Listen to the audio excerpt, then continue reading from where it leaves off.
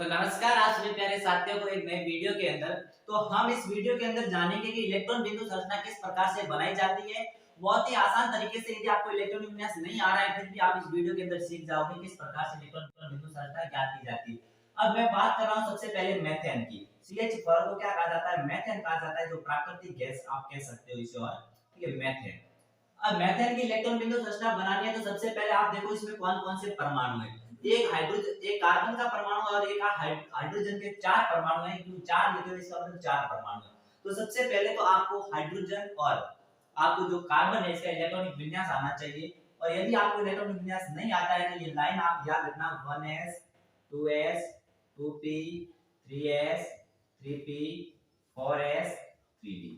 ठीक है, तो आप ध्यान रखना कि s के अंदर हम s उपकोष के अंदर हम अधिकतम 2 इलेक्ट्रॉन भर सकते हैं, p के अंदर अधिकतम 6 भर सकते हैं, d के अंदर अधिकतम 10 भर सकते हैं और f के अंदर अधिकतम 14 इलेक्ट्रॉन भर सकते हैं। लाइन आप याद रखना, इलेक्ट्रॉनिक विन्यास आपके सिलेबस के अनुसार यहां पर पूरा हो जाएगा।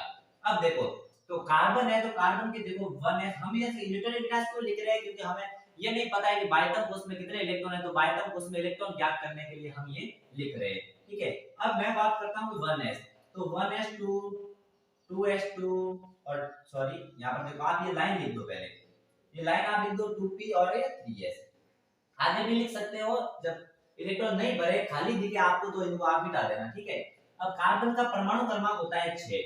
कार्बन का जो परमाणु क्रमांक को Z से लिखते हैं वो होता है 6।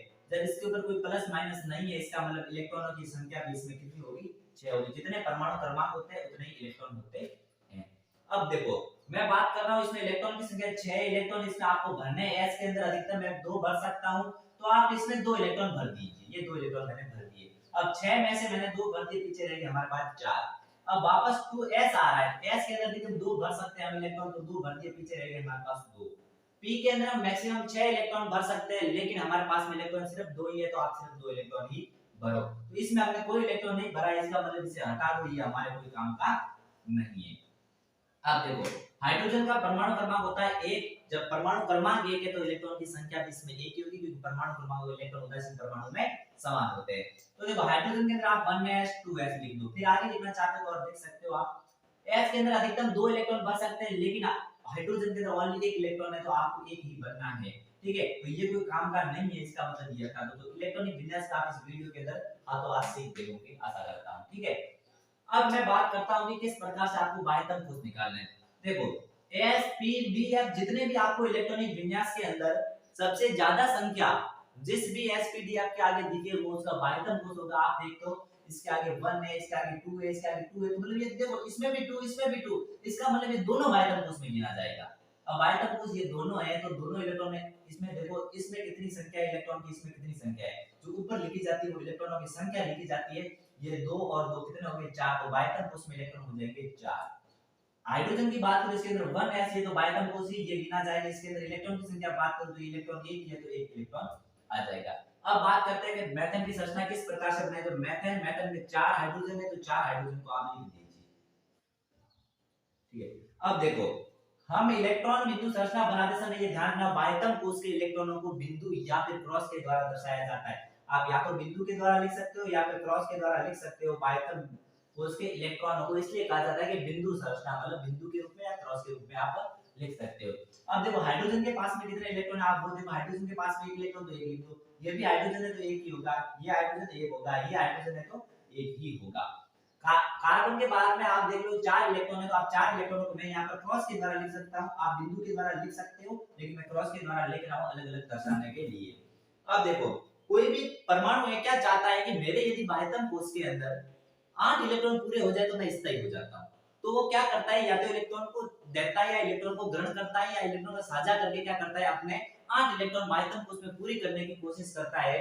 और एक हाइड्रोजन एकमात्र ऐसा तत्व है जो हीलियम के समान अपना इलेक्ट्रॉनिक विन्यास करने के बाह्यतम कोष में 2 इलेक्ट्रॉन है, तो वो खुश हो जाएगा, स्थायी हो जाएगा। ठीक है, अब देखो ये क्या कर रहे हैं, एक दूसरे को इलेक्ट्रॉन देंगे, जो एक दूसरे के इलेक्ट्रॉन देंगे वो उन दोनों के अंदर गिने जाएंगे। इस बात का ध्यान रखना, इसके पास में एक इलेक्ट्रॉन है तो ये एक देगा कार्बन को, और कार्बन से कहेगा तू भी एक दे दे, हम दोनों क्या कर जाते हैं, स्टेबल हो जाते। अब देखो, इसके अंदर तो एक दो इलेक्ट्रॉन पूरे हो गए, लेकिन कार्बन के अंदर देखो 1 2 3 4 5 5 इलेक्ट्रॉन हुए, होगा नहीं का। ये इस हाइड्रोजन से भी मांगता है कार्बन की एक तू दे और एक मैं देता हूं, तो हमारे पूरे हो जाएंगे। अब ये इससे भी मांगता है, तो एक ये देता है, एक ये देता है और एक ये देता है, तो देखते हैं। अब देखो ये एक और इससे देगा, ठीक है, तो एक ये देगा एक ये देगा। अब देखो ये इलेक्ट्रॉन दोनों इसमें भी गिने जाएंगे इसमें भी गिने जाएंगे, ये दो इलेक्ट्रॉन इसके इसमें गिने जाएंगे इसमें भी गिने जाएंगे, क्योंकि दोनों ने क्या किया है कि आपस में रिलेशन बनाने की कोशिश की है, ठीक है। अब देखो ये हाइड्रोजन के दो इलेक्ट्रॉन पूरे, क्योंकि बायतम को उसमें दो इलेक्ट्रॉन ही चाहता है, ठीक है, तो ये हाइड्रोजन के दो इलेक्ट्रॉन पूरे हो गए। अब इसके चारों तरफ 8 इलेक्ट्रॉन होने चाहिए, तो गिनो इलेक्ट्रॉन 1 2 3 4 5 6 7 8, तो ये हो जाएंगे इसके 8 इलेक्ट्रॉन। तो ये हो जाएगी आपके मेथेन की इलेक्ट्रॉन बिंदु संरचना, जो एग्जाम के अंदर आपकी बात पूछी गई थी। तो इसी प्रकार और भी आप एग्जांपल जैसे कि एथेन है, एथीन है, एल्काइन है, इनके हम एग्जांपल है नेक्स्ट वीडियो के अंदर लेंगे। यदि आपको वीडियो पसंद आए तो जरूर लाइक और सब्सक्राइब जरूर करें, और यदि आप सिंगल अणु के ज्ञात देखना चाहते हो वीडियो, तो डिस्क्रिप्शन बॉक्स के अंदर इसके लिंक दे दूंगा, आप वहां जाकर के वीडियो देख लेना। और यदि आपको वीडियो पसंद आए तो लाइक और सब्सक्राइब जरूर करें। तब तक के लिए आप सभी को धन्यवाद।